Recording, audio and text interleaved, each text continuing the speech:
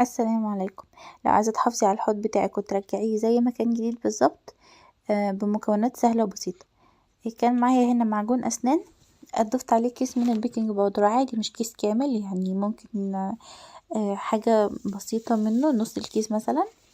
وهنا انا مكنتش ابتديت ان انا اغسل كده، كنت لسه بوزع الخليط بتاع اللي انا حطيته، كنت بوزعه لسه مبتديتش ان انا اغسله. لان لسه فيه هضيف عليه ملح ليمون وكربوناته. ضفت هنا الملح الليمون وضفت هنا الكربونات، وابتديت ان انا اغسل كويس جدا. شوية بس مية بسيطة كده، منكترش المية عشان خاطر ندعك كويس. هنا ابتديت ان انا اغسل حلو، ولازم وانا بغسل اضغط جامد، يعني ما اغسلش بالراحة، يعني اضغط جامد عشان خاطر نوصل لنتيجة كويسة. فلازم ان احنا نضغط جامد. وهنا كنت بغسل الحوض من جوه ومن بره.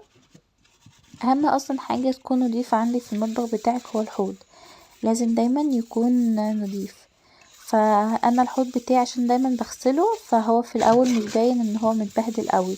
في ناس الحوض بتاعها يعني عشان خاطر من زمان وكده بيبان ان هو يعني متبهدل خالص، ولازم ان هو يتغسل.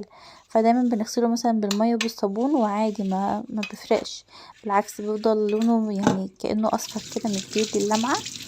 ولكن دي بصراحة يعني شايفين المية اصلا اللي نازلة عاملة ازاي، شايفين لونها عامل ازاي، اخد كل حاجة وحشة كانت في الحوض ونزل يعني. ولازم بس هو يعني لازم ان احنا نشطف جامد بالمية، يعني هو بيحتاج مية كتير، يعني لازم ننزل كل الرغاوي دي، لان لو فضلت بتعمل بقع بيضة كده في الحوض. فلازم ان احنا نشطف في الحوض كويس جدا بالمية، آه بمكونات سهلة وبسيطة بجد، يعني النتيجة حرفيا خرافة. شايفين اصلا اللمعة باينة، شايفين؟ يعني بجد حلوة قوي يعني، عن تجربة بصراحة.